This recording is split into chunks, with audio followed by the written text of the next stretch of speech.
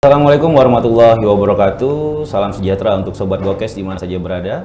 Kembali bersama kami di episode Gokes, Broadcast Your Story.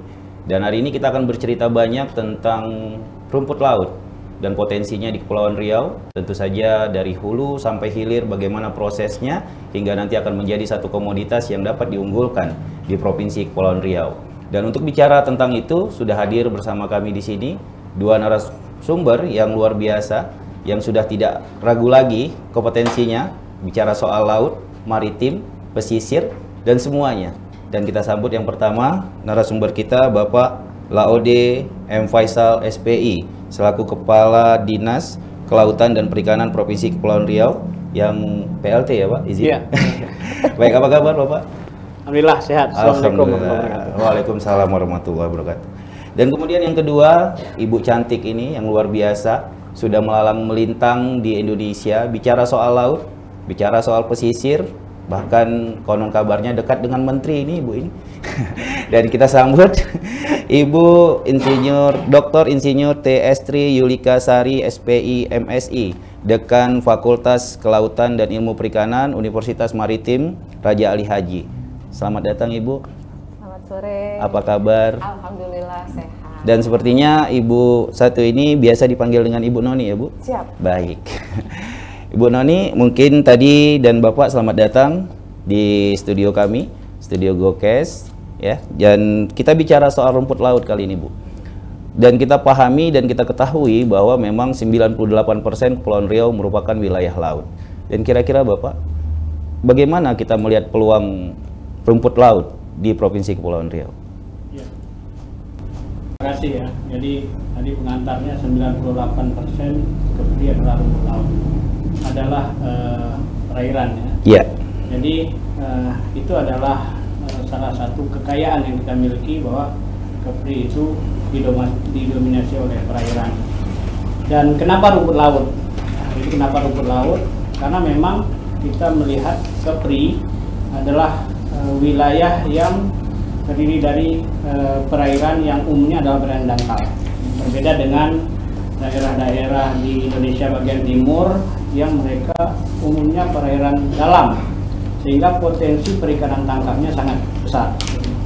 Nah, kita di Kepri didominasi oleh perairan dangkal. Kalau kita melihat Lingga, Bintan, Batam, Karimun, itu umumnya lautnya hanya 20 sampai dengan 40 meter dalam.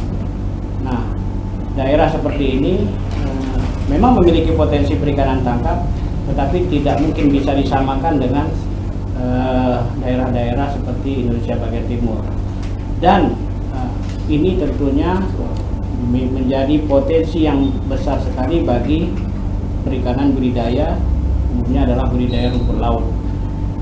Tentu kita melihat kondisi beberapa daerah sudah melakukan aktivitas budidaya, dan memang dari lokasi-lokasi yang berkembang tersebut, aktivitas budidaya rumput laut kita itu menunjukkan pertumbuhan yang cukup tinggi, sehingga apabila dikembangkan ke daerah-daerah lainnya, maka ini tentu menjadi potensi yang besar bagi pengembangan budidaya rumput laut ke depan di Kepri.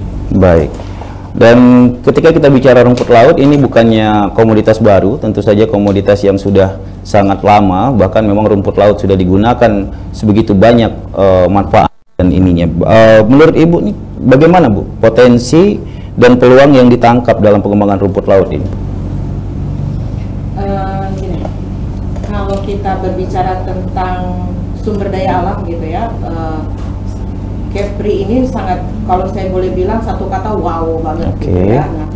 Nah, di dalam di program pemerintah pusat itu kan ada sekarang yang sedang berjalan nih, penangkapan ikan terungkul. Nah, orang selalu menganggapnya itu hanya perikanan tangkap, sebenarnya enggak.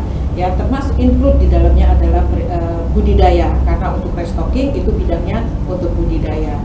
Nah, kemudian kita di Kepri sepertinya penangkapan itu hampir-hampir nih ya, bukan, kalau kita bilang jenuh, kayaknya nggak jenuh ya Bang ya, tapi sudah harus kita melakukan pendekatan secara kehati-hatian.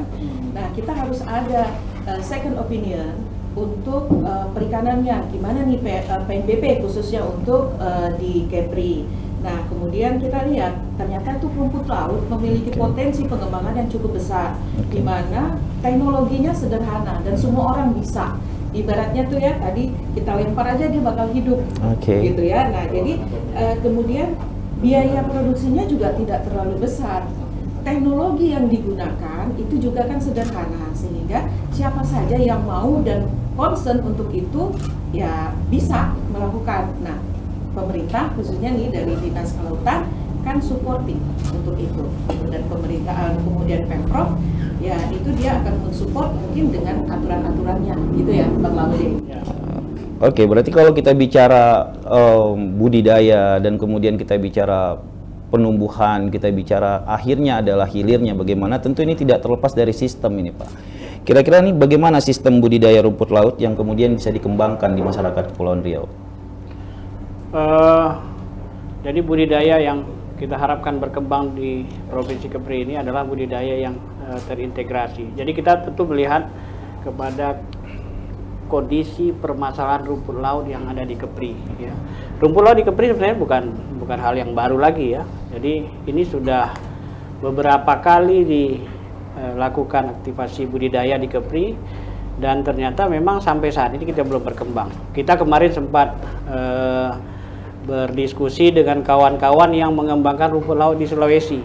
Mereka bertanya ke kami, selama ini Kepri kemana aja gitu. Ya kita ditanya begitu gitu. Karena mereka sudah sekian puluh tahun maju, bangkit dan kaya dengan rumput laut, tapi kita baru mau memulai gitu. Nah, jadi ini sebenarnya tantangan, pukulan bagi kita daerah Kepri yang tadi saya katakan potensi kita begitu besar, tapi kita belum melangkah dan berbuat banyak terhadap rumput laut. Nah, itulah yang selama ini terjadi permasalahan di kita, yang kami melihat bahwasanya permasalahan di kita itu adalah umumnya tidak bertemunya antara pembudidaya rumput laut dengan pembeli rumput laut. Sehingga ketika nelayan ataupun pembudidaya rumput laut membudidaya rumput laut, membelinya nggak ada. Ketika pembelinya mau membeli, rumput laut yang ada di lapangan jumlahnya kurang. Gitu. Nah, ini yang sebenarnya ke depan kita coba upayakan supaya pembudidaya rumput laut dengan hasil budidayanya yang mencukupi itu bertemu dengan pembeli rumput laut, sehingga harga yang ada di masyarakat itu bisa dijamin dengan harga yang memadai, sehingga masyarakat yang membudidaya itu memiliki ketertarikan ya, terhadap aktivitas budidayanya. Begitu juga pembeli, mereka tidak lagi dipengaruhi oleh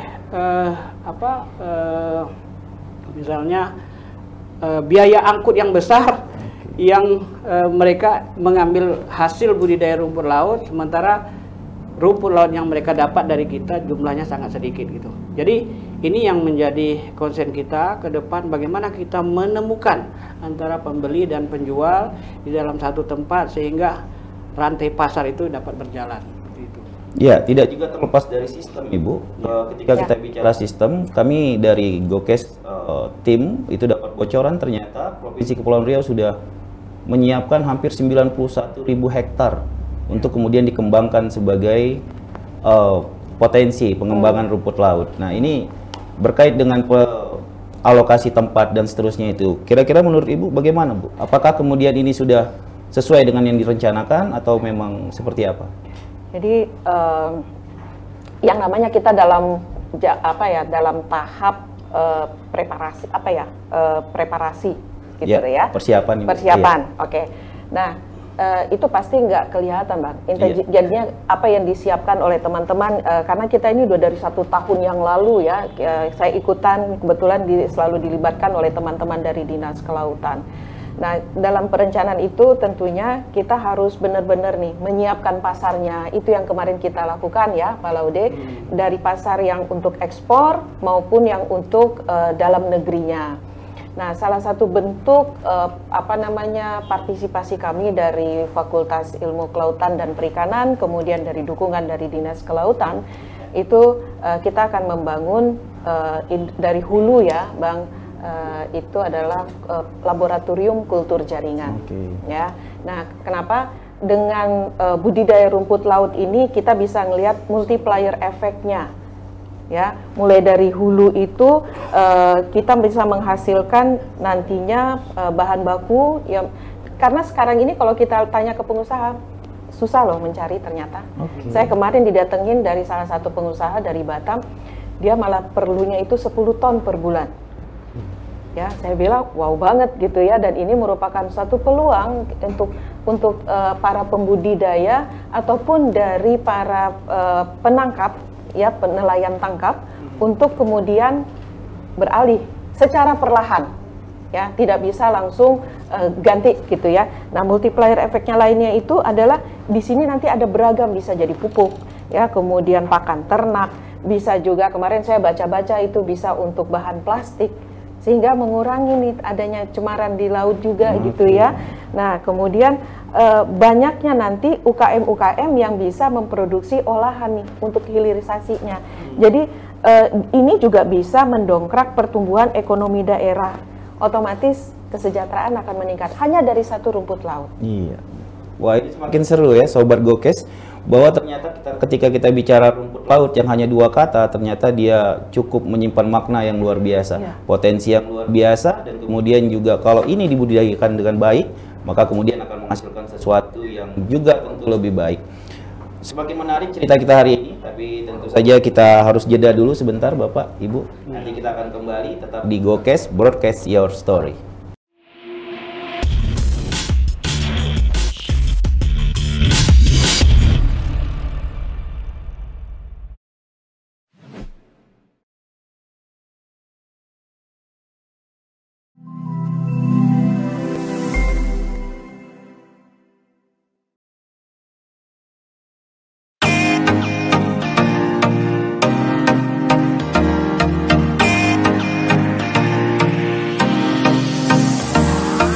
Pulau Penyengat menjadi pulau yang kaya dengan peninggalan sejarah dan budaya, serta keramahan masyarakatnya membuat selalu ingin kembali ke pulau nan indah ini.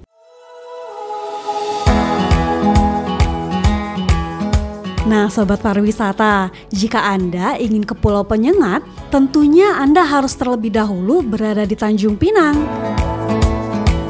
Di Tanjung Pinang, Sobat Wisata wajib menyeberangi lautan untuk sampai ke pulau yang indah ini.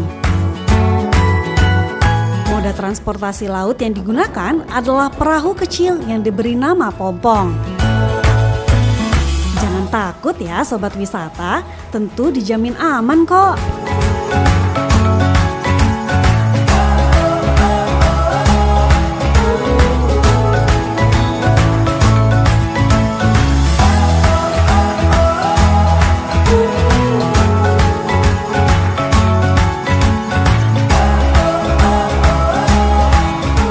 Hai Sobat Pariwisata, siapa yang tidak mengenal Pulau Penyengat? Ya, pulau yang syarat akan sejarah kebudayaan Melayu ini dikenal sebagai salah satu destinasi yang wajib dikunjungi jika pergi ke Kepri. Nah, saat ini saya sedang berada di Masjid Raya Sultan Riau Penyengat yang menurut sejarah terbuat dari campuran putih telur. Mau tahu destinasi lain di Pulau Penyengat? Mari ikuti saya.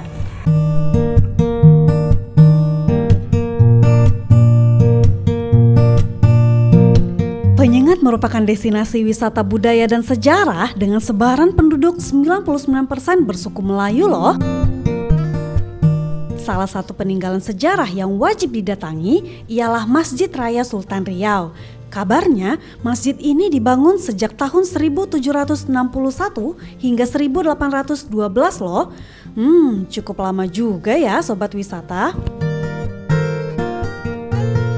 Di masjid ini, dari dahulu bentuk dan struktur bangunan masih orisinil. Selain itu, terdapat juga Al-Quran bertuliskan tangan. Hingga kini usianya berumur ratusan tahun loh. Menakjubkan bukan? Usai dari masjid, Sobat Pariwisata dapat berkeliling di Pulau Penyengat dengan menggunakan becak motor. Cukup membayar Rp30.000 per jam loh. Seru. Di dalam perjalanan, aku melihat situs sejarah. Jadi penasaran nih, aku putuskan untuk berhenti dan mengunjungi situs sejarah tersebut. Nah, ternyata ini adalah salah satu makam pahlawan nasional bidang sastra, yakni makam Raja Ali Haji beserta keluarga besar kerajaan lainnya, sebagai bukti sejarah panjang kerajaan Melayu di Pulau Penyengat. Tak jauh dari makam Raja Ali Haji, ternyata terdapat juga satu bangunan yang kala itu disebut sebagai pusat pemerintahan di masa pemerintahan Sultan Ali marhum yang kerap disebut sebagai istana kantor. Nah, ternyata masih banyak lagi loh destinasi yang bisa kita kunjungi. Salah satunya Balai Adat. Di sini kita dapat mengetahui kebudayaan Melayu, mulai dari catatan sejarah, pelaminan khas Melayu, serta kamar bagi permaisuri di masa kerajaan dahulu. Selain itu, sobat wisata juga dapat menyewa pakaian adat loh. Mau tahu yang kupakai sekarang ini? Ini adalah pakaian adat Melayu. Cantik bukan? Selama berada di Pulau Penyengat, banyak kisah dan pengetahuan yang aku dapatkan. Tentu, ini akan menjadi catatan menarik untuk selalu kukenang.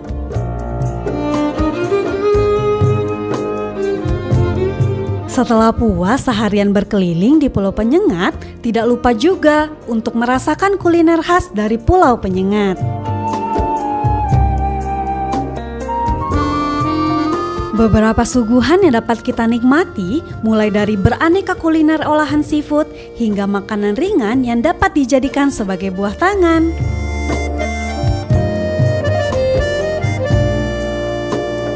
Nah, sebagai buah tangan untuk berbagi kepada kerabat, aku memilih satu jenis kue yang biasa disebut dram-dram. Si kue mungil berwarna coklat ini memiliki rasa yang khas. Bisa menjadi oleh-oleh ketika kamu berkunjung ke Pulau Penyengat. Kasih.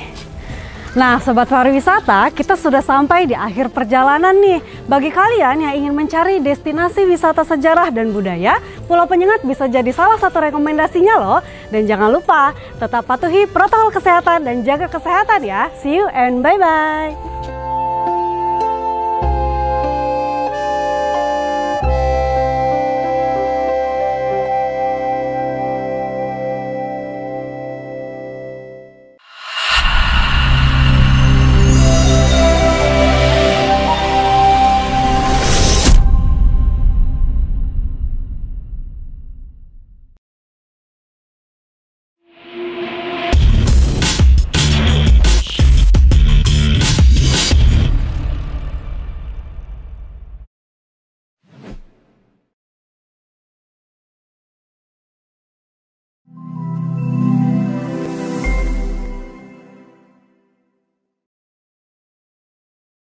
Baik Sobat Gokes di mana saja berada, masih bersama kami yang kali ini kita akan bahas tuntas berkait dengan rumput laut untuk kesejahteraan masyarakat Kepri. Baik, kita lanjutkan Bapak berkait dengan pengembangan potensi komoditas rumput laut di Kepulauan Riau. Sampai saat ini, apa tantangan yang dihadapi pemerintah terkait budidaya rumput laut di Kepulauan Riau? Iya, terima kasih ya. Jadi memang kalau kita lihat tantangannya cukup besar ya, karena memang aktivitas budidaya rumput laut ini baru berjalan seperti semula jadi. Jadi kalau kita bisa petakan, ada beberapa lokasi yang memang sudah cukup eksis dan itu masyarakatnya kontinu dan konsisten melakukan aktivitas budidaya. Tapi jumlahnya hanya terbatas gitu. Beberapa daerah di sekitaran Karimun, kemudian beberapa daerah di sekitaran Lingga dan sedikit ada di Batam. Jadi jumlah ini memang sangat terbatas untuk bisa dikatakan budidaya rumput laut itu bisa memenuhi kebutuhan industri dan berkembang secara masif. Jadi ini memang kondisi realitas sekarang gitu. Dia menjadi tantangan ke depan karena memang sebagian besar masyarakat kita itu masih belum memiliki keinginan atau berminat menjadi pembudidaya. Nah, ini saya katakan penyebab utamanya adalah rumput laut ini belum menjadi daya tarik karena harganya juga masih belum begitu tinggi ya. Hari ini saya dapat informasi rumput laut di kita itu masih berkisar 12.000 sampai 15.000 per kilo kering. Oke. 12.000 sampai 15.000 kering. Mungkin ada di beberapa daerah mungkin yang sudah lebih tinggi dari itu ya. Tetapi harga rumput laut di Sulawesi dan sekitarnya itu justru di atas 30.000 gitu. Di atas 30.000 rupiah. Nah, tentu ini kan menjadi tantangan bagi kita. Bagaimana harga yang 30.000 di Sulawesi itu bisa kita sejajarkan dengan harga di Kepri gitu. Nah, jadi ini kan menjadi tantangan besar bagi kita gitu. Kalau tadi permasalahannya pembeli dan penjual tidak ketemu karena ketika pembeli mau beli produknya tak ada gitu. Ketika nelayan sudah budidaya lalu dia mau jual karena produknya terbatas, dia nggak bisa jual kepada pembeli karena pembeli butuh biaya transportasi dan lain sebagainya yang juga cukup tinggi untuk mereka bisa mengambil produk kita gitu. Nah, tantangannya bagi kita sekarang bagaimana kita bisa menghadirkan produk hulunya, rumput lautnya tadi dengan jumlah yang mencukupi kebutuhan pabrikan ataupun distributor yang menjadi pembeli tadi gitu loh. Nah, ini yang menjadi concern kita saat ini, sehingga langkah-langkah kita membuat langkah-langkah kerja yang kita susun itu tentu harus disusun dari awal serapi mungkin, sebaik mungkin agar proses-proses ke depan itu tidak terdapat permasalahan. Salah satunya ya adalah kita saat ini menyusun kajian kesesuaian lahan untuk budidaya rumput laut di Kepri. Nah, karena tadi saya katakan ada 91.000 ya, ada 91.000 kawasan yang kita delineasi di dalam RZBB 3K itu kawasan budidaya. Walaupun mungkin masih terbagi nanti ada budidaya ikan, budidaya rumput laut, teripang dan lain sebagainya. Tapi dari 91.000 ini paling yang sudah kita optimalkan tidak lebih dari 5%. Maka sebagian besarnya masih potensi untuk kita kembangkan. Belum lagi perairan kita ini ada 2,8 juta kawasan konservasi hektar. 2,8 juta kawasan konservasi ini di dalamnya itu juga masih memungkinkan untuk dijadikan sebagai zona pemanfaatan terbatas. Zona pemanfaatan terbatas itu salah satunya adalah zona budidaya gitu. Nah, itu juga sangat memungkinkan untuk kawasan budidaya. Nah, kalau misalnya kita berandai-andai saja, seandainya 2,8 juta, 10%-nya kita alokasikan untuk kawasan budidaya, maka ada 280 juta lagi. Iya. Nah, ya, 280 juta lagi ruang perairan yang bisa kita alokasikan untuk aktivitas budidaya. Nah, walaupun sebenarnya kita berharap dengan tadi ada kajian potensi yang tahun ini kita coba alokasikan, nanti juga kita mohon nanti bantuan Ibu dari Umrah ya Bu ya dengan tim nanti kajian ini, karena yang punya kapasitas kompetensi untuk mengkaji itu kan tentu dari pihak perguruan tinggi nanti akademisi gitu, akademisi ya.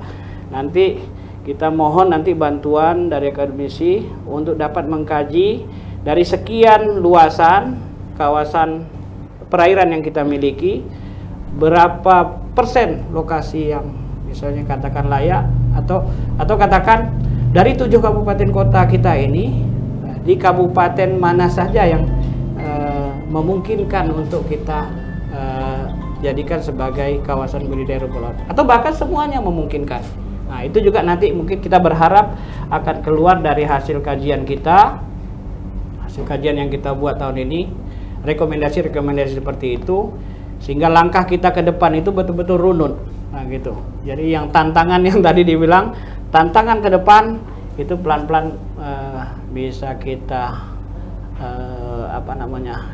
yang namanya tantangan itu kan harus kita hadapi gitu ya. Kita hadapi dan kita menang di dalam menyelesaikan tantangan tersebut. Baik. Dari penjelasan tadi saya menangkap ada beberapa kali Pak Kadis menyebutkan Sulawesi atau kita spesifikkan Indonesia bagian timur. Mungkin di Indonesia bagian timur industri atau potensi rumput laut sudah cukup optimal dan cukup menguntungkan bagi masyarakat yang membudidayakannya. Nah, kira-kira menurut Bu Noni ini apa kira-kira penyebab Kepulauan Riau ini industri rumput lautnya masih belum bisa bersaing? Kalau kita bilang belum bisa bersaing, kayaknya masih terlalu dini ya, karena kita belum memulai, gitu ya. Tapi kalau misalnya kita sudah memulai, itu baru kita bilang artinya ada kendala, gitu ya. Apa artinya ada berbagai macam hambatan nih? Kan kita belum memulai ya. Nah, yang perlu kita ingat juga, ternyata pada saat kita berkunjung ke Biotrop di IPB Bogor, itu untuk kultur jaringan yang ada Biotrop.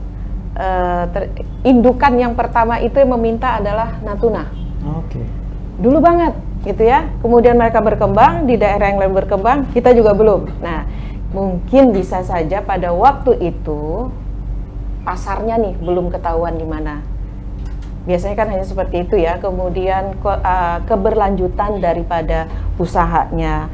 Kemudian bisa saja kualitasnya pada waktu itu belum memenuhi dari permintaan industri. Nah, beberapa waktu yang lalu pada saat saya ketemu dengan salah satu ini ya, dari Medco, ternyata di Anambas itu juga ada Bang, ya pembudidaya rumput laut. Tapi setelah itu, setelah panen, mereka nggak tahu mau dikemanain. Nah, saya nggak tahu itu tahun berapa, tapi kemarin saya kejar, ada nggak laporannya gitu ya. Ternyata pada saat itu perusahaan masih yang lama, sebelum dia menjadi yang sekarang gitu ya. Nah, artinya memang ini semacam masih harta karun yang harus kita gali. Nah, beberapa waktu yang lalu pada waktu kita ke Surabaya, rumput laut itu menjadi emas hijau sekarang, green gold.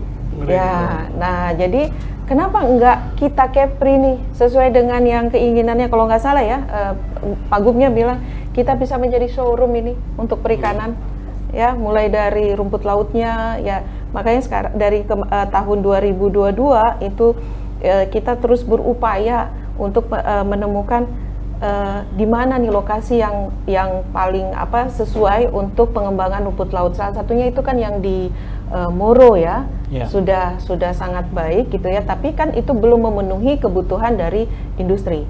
Nah, kontinuitas dari si bahan bakunya, nah itu yang sekarang kita kejar.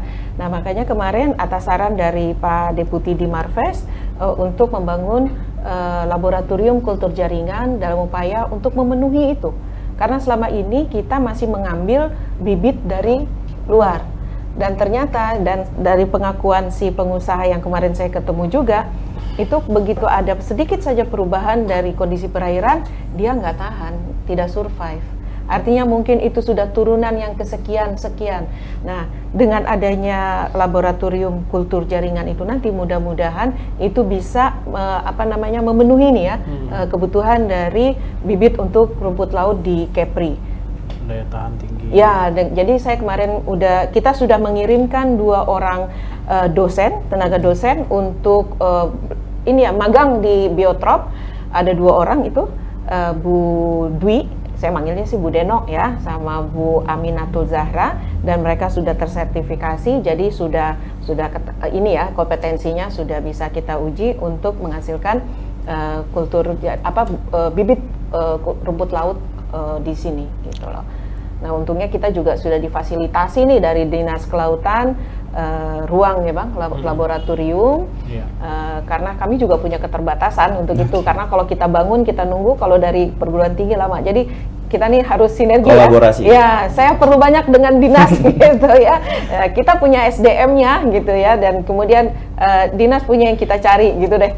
Ya, ketika Bu Noni tadi konsen kepada kultur jaringan, bagaimana kemudian pembibitan, pembudidayaan, dan ini ada pertanyaan yang menarik nih kira-kira dari DKP ini Pak. Bagaimana kemudian DKP menyikapi permasalahan rumput laut ini dari sisi strategi pemasaran rumput laut di Kepulauan Riau? Ya, terima kasih ya. Jadi untuk pemasaran, karena ini kan memang masih dalam tahapan penjajakan kita ya. Dan tahapan penjajakan ini ternyata juga sudah kita lampaui juga ya dari perjalanan kita di tahun 2022 yang kita melihat bahwasanya kita ternyata punya potensi yang harus kita kembangkan. Dan di 2022 itu kita sudah melakukan MOU dan kerjasama dengan pihak investor, salah satunya yang dari Singapura. Dari Singapura kemarin dengan Bu Bodekan juga ya, Green Pickle ya. PT Pickle ya? Ya, Green Pickle. Green Pickle. Jadi komitmen ini merupakan komitmen kerjasama dalam hal produksi rumput laut. Jadi mereka ini, Green Pickle ini nanti akan langsung terjun dalam siklus produksinya, kemudian sampai kepada menjamin pembelian hasil produksi yang ada gitu. Jadi mulai dari mereka juga membantu nanti bagaimana proses produksi yang ada di pembudidaya ikan, pembudidaya rumput laut ya, pembudidaya rumput laut. Kemudian hasil budidaya rumput laut juga yang dikembangkan oleh masyarakat itu juga dijamin untuk dibeli dari investor tersebut. Kemudian kita juga terus menjamin mengupayakan agar produk-produk rumput laut hasil budidaya itu mampu dipasarkan di pasaran lokal maupun pasaran internasional. Nah, kita kemarin sempat berdiskusi juga dengan teman-teman dari P2HP ya, bahwa rumput laut itu sebenarnya ketika jumlahnya banyak itu tidak pernah tidak dibeli gitu. Nah, tidak pernah tidak dibeli karena umumnya pembeli dunia itu untuk rumput laut masih klasifikasi yang tidak jenuh gitu. Jadi berapapun produknya dibeli.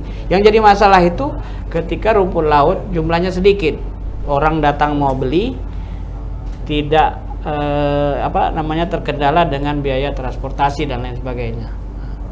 Jadi tapi memang ini berusaha kita jajaki nanti dalam proses pengembangan kita akan berkolaborasi dengan pihak-pihak terkait. Kami sudah membentuk ya, kemarin 2022 itu kami sudah membentuk tim percepatan industrialisasi ya, melalui SK Gubernur yang di dalamnya ada DKP, kemudian pihak-pihak dinas-dinas OPD terkait, salah satunya di Sperindak, kemudian ada Umrah juga di situ ya Bu ya, ada tim pakar. Nah, pihak-pihak terkait ini nantinya kita akan kolaborasikan bagaimana untuk menjamin pasar di Kepri ini supaya harga rumput laut itu dapat terjamin. Ya, sempat tadi terlepas dari mulut Pak Kadis, ada ikan yang memang sepertinya nelayan di Provinsi Kepulauan Riau ini terlalu lama fokus kepada tangkap ikan, kemudian hanya hasil ikan begitu ya. Mungkin ini juga akan menjadi tantangan baru untuk mengubah mindset, mengubah pola pikir nelayan tangkap, kemudian berubah menjadi nelayan budidaya. Dan ini juga akan menarik cerita selanjutnya. Kita akan bahas bagaimana langkah-langkah Pak Kadis beserta akademisi dan semua tim yang tergabung dalam Pokja Percepatan Industri Rumput Laut di Kepulauan Riau mengubah mindset masyarakat Kepri untuk beralih dari nelayan tangkap menjadi kemudian nelayan budidaya, walaupun tidak semuanya tapi mungkin ada yang terpengaruh untuk berubah menjadi nelayan budidaya. Tetap bersama kami di GoCast Broadcast Your Story.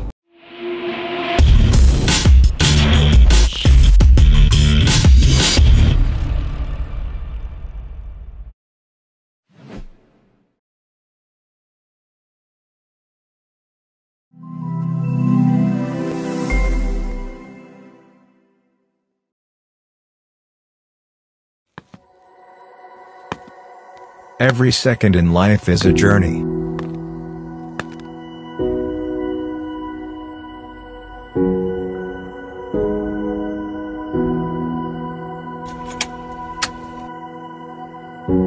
In every journey,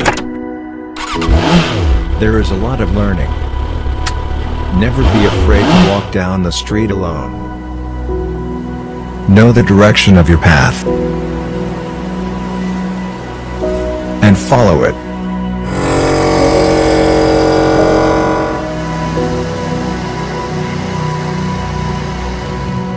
The world outside is a wondrous place. It is a place to hear, smell and feel. Because when you see the nature,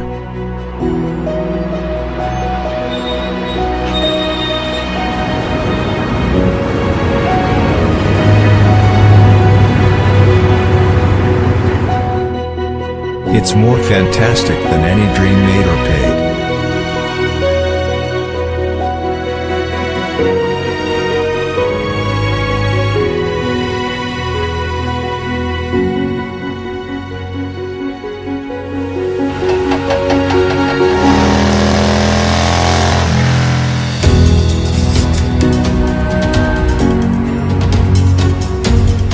And the ultimate goal of each journey is to enjoy happiness.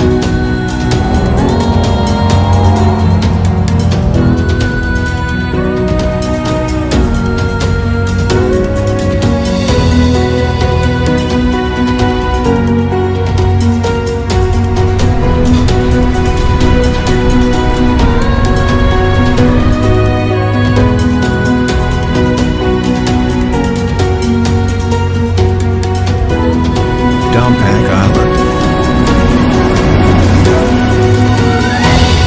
Reach it. Then open your mind.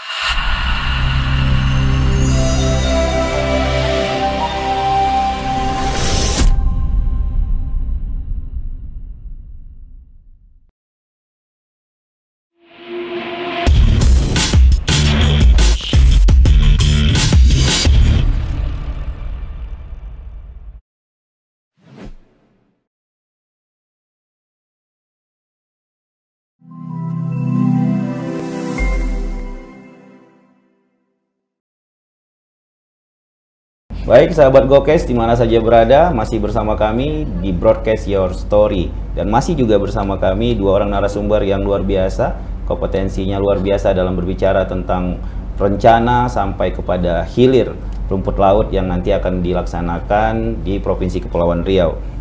Bicara tentang rumput laut, menurut Bapak, kira-kira ancaman-ancaman apa saja yang kemudian akan dihadapi dalam pengembangan rumput laut di Kepulauan Riau? Baik, kalau bicara ancaman ya, kita melihat ancaman yang pertama, setidaknya ada 3 ancaman menurut saya ya. Ancaman yang pertama itu adalah adanya pengaruh daripada pembangunan sektor lain ya, mungkin pembangunan di darat, mungkin pembangunan pada zona lainnya, karena laut kita ini kan sudah ada zonanya masing-masing kan, zona lainnya yang itu mengakibatkan terjadinya kerusakan air ya. Terjadi kerusakan air sehingga aktivitas budidaya itu terganggu. Nah ini banyak kita lihat di daerah-daerah lain yang misalnya orang melakukan penambangan misalnya ya, melakukan penambangan lalu ada terjadi kekeruhan, itu juga mempengaruhi aktivitas budidaya. Ancaman yang kedua adalah aktivitas yang misalnya tidak ramah lingkungan ya, tidak ramah lingkungan itu juga mempengaruhi aktivitas budidaya rumput laut ya. Ancaman yang ketiga yaitu adalah aktivitas rumput laut ini mampu berkembang dengan baik ya, kemudian masyarakat nelayan ataupun pembudidaya mendapatkan pendapatan yang baik, dengan pendapatan yang tinggi, maka akan terjadi peningkatan kesejahteraan yang baik. Maka ini menjadi ancaman bahwasanya masyarakat Kepri ini dengan jumlah yang ada 198.000 ya. Penduduk Kepri ini, maaf, 194.000. Penduduk Kepri ini adalah pembudidaya nelayan di Kepri, dan nelayan itu mereka menjadi pembudidaya rumput laut dengan penghasilan yang tinggi dari rumput laut. Mereka akan terancam menjadi orang kaya. Nah, ini yang kita sebenarnya berharap agar ancaman kepada masyarakat kita adalah ancaman untuk mereka menjadi orang-orang yang kaya dan menjadikan masyarakat Kepri ini menjadi lebih maju daripada kondisi kita sebelumnya. Ya, saya tertarik dengan ancaman yang pertama dan kedua, Ibu, berkait dengan cemaran dan kondisi air, atau mungkin kita bisa katakan sejauh mana cemaran di air laut mempengaruhi perkembangan pertumbuhan rumput laut itu sendiri, Bu? Sebenarnya bukan kapasitas saya nih ya, tentang pencemaran gitu ya. Tapi secara umumnya yang saya pelajari gitu ya, nantinya pada saat dimulai nih untuk budidaya rumput laut, mungkin ya yang terjadi, kita belajar dari provinsi lain, itu adalah konflik dalam pemanfaatan ruang nantinya ya, antara tadi Pak Laude sudah menjelaskan ini tentang pembangunan di yang berbasis darat nih gitu ya. Nah, penggunaan ruang ini nantinya yang banyak merugikan dari si pembudidaya rumput laut. Misalnya nih bahan pencemar yang masuk ke lokasi budidaya yang dari daratan gitu ya, kemudian bisa menjadi sedimentasi pasir, lumpur atau bahan pencemar lainnya, mungkin juga dari industri. Nah, itu nantinya, atau limbah rumah tangga, perkantoran, pasar dan lain-lain. Nah, itu tuh. Nah, mungkin nanti dari teman-teman dinas yang mengatur tentang tata ruang itu, mungkin kita perlu ada perda. Ya, kalau perda itu kan lebih kuat. Ya, kemudian mungkin dengan desa, itu ada ini ya, desa ini, kepala desa itu. Nah, apa yang boleh, apa yang nggak boleh dilakukan di daerah ini, seperti yang kita lihat waktu di Sulawesi itu, Bang ya, sudah sedemikian tertatanya, malah kepala desanya yang langsung mengatur itu untuk alokasi regulasinya ruangnya. Jelas ya. Nah, seperti itu mungkin perlu. Nah, jadi mumpung ini kita masih dalam tahap perencanaan, mungkin itu kita bisa meminimalisir terjadinya konflik itu sendiri nantinya. Ya, seperti itu ya, Bang ya?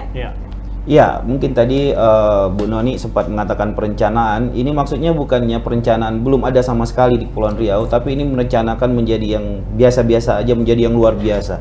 Itu tadi kita sebut misalnya ada beberapa tempat yang sudah mulai dengan rumput laut, walaupun kapasitasnya kecil. Ini yang mungkin akan ditingkatkan, akan lebih digarap sesuai tadi regulasi dan segala macamnya. Pak Kadis, kira-kira kalau ini memang berjalan dengan baik sesuai dengan yang direncanakan, dampak bagi masyarakat Kepri selain jadi kaya, kira-kira apa? Jadi makmur. Iya, selain makmur dan kaya. Memang kita melihat ya, daerah-daerah lain, kita melihat beberapa lokasi tadi sekitaran Sulawesi, kemudian kita juga pernah melihat Lombok, ya, daerah-daerah yang sudah berkembang di rumput laut. Itu diskusi-diskusi kita dengan nelayan yang ada di sana, pembudidaya yang menjadi pembudidaya rumput laut. Awalnya mereka adalah nelayan. Awalnya mereka adalah nelayan kecil yang aktivitas harinya dengan kapal 2 GT sampai dengan 5 GT. Mereka melakukan penangkapan ikan di laut dengan penghasilan yang boleh dikatakan tidak begitu membanggakan lah, gitu, tidak begitu menjanjikan. Lalu mereka merubah aktivitas budidaya secara aktivitas mereka menangkap ikan secara perlahan-lahan menjadi pembudidaya rumput laut. Dan memang kita saksikan, Pak, kita saksikan rumah-rumah mereka yang dulunya itu rumah-rumah biasa, sekarang sudah berganti rumah menjadi rumah yang permanen, bagus gitu. Mobilnya mahal. Mobilnya bagus gitu, motornya bagus, 2 atau 3 motor. Mobilnya juga kadang-kadang lebih dari 1. Dan itu ketika kita tanyakan ke mereka, ini hasil rumput laut, Pak. Ini adalah hasil rumput laut. Nah, kita bermimpi sebenarnya seperti itu, Pak. Kita bermimpi nelayan Kepri itu memiliki peningkatan tingkat kesejahteraan seperti halnya nelayan-nelayan yang hari ini menjadi pembudidaya rumput laut di lokasi-lokasi yang sudah berkembang rumput lautnya. Dan itu saya pikir sangat mungkin ya, apabila tadi harga rumput laut di Kepri itu kita bisa tingkatkan seperti halnya harga rumput laut yang ada di daerah-daerah lainnya. Dan tentu harusnya ya, kalau kita pikir ini harusnya Kepri justru lebih bisa meninggalkan daerah-daerah yang tadi, karena kita memiliki potensi yang sebenarnya tidak dimiliki oleh provinsi lain. Kita berdekatan dengan negara-negara maju, Singapura, Malaysia, Thailand, Vietnam, yang tentunya ini tidak dimiliki oleh Sulawesi, Lombok, Bali dan lain sebagainya gitu. Kita yang memiliki itu, dan itu tentu harus menjadi kebanggaan kita, pemicu kita, bahkan penyemangat kita untuk menjadikan Kepri ini menjadi lebih maju daripada daerah-daerah rumput laut Indonesia. Menjadi sentral rumput laut. Dan bukan tidak mungkin ya, Pak. Seandainya Kepri mampu seandainya di Kepri harga rumput laut, kemudian produksi rumput laut itu menyamai harga rumput laut di Indonesia bagian timur, maka kita bisa menjadi pintu produksi rumput laut wilayah Sumatera gitu. Ya, seandainya Kepri harganya tinggi, wilayah barat ya, wilayah barat. Jadi misalnya orang dari Kalimantan Barat, orang dari Jambi, Bangka Belitung, mereka produksi rumput laut jualnya di Kepri. Maka ya, produksi rumput laut kita itu ujung-ujungnya bisa jadi menyamai Sulawesi Selatan yang hari ini 3 juta ton di Sulawesi Selatan. Nah, kita bisa jadi kalau seandainya lokasi daerah-daerah tadi itu bisa jual rumput laut di kita, maka bisa jadi produksi kita bisa menyamai itu, bahkan bisa jadi melebihi dari produksi Sulawesi Selatan tersebut. Dan itu memang menjadi mimpi kita ke depan. Makanya hari ini kita coba susun langkah-langkahnya sebaik mungkin, serapi mungkin, supaya langkah itu ke depan memang bisa kita coba realisasikan. Iya, ketika Pak Kadis berbicara tentang potensi yang akan kita dapatkan di masa depan, saya langsung terbayang nanti suatu saat pelajar di Kepulauan Riau itu pergi sekolah pakai jet ski ya, Pak. Gara-gara rumput laut. Dan ini luar biasa. Gitu ya? Baik sahabat Gokes, tanpa kita sadari ternyata waktu juga yang harus memisahkan kita. Dan sebelum kita tutup, saya minta Bapak closing statement nih Pak, berkait dengan rumput laut di Kepulauan Riau. Rumput laut untuk Kepri, mari kita kaya bersama rumput laut. Mari kita kaya bersama rumput laut. Dan Ibu, Bu Noni? Green Gold for Kepri. Green Gold for Kepri. Baik Sobat Gokes dimanapun berada, nanti kita akan bertemu kembali dengan sesi cerita yang lebih luar biasa lagi. Tentu mungkin ini juga akan menjadi kemungkinan kita akan bahas lebih dalam lagi tentang rumput laut di sesi yang selanjutnya. Tetap bersama kami di Gokes, Broadcast Your Story.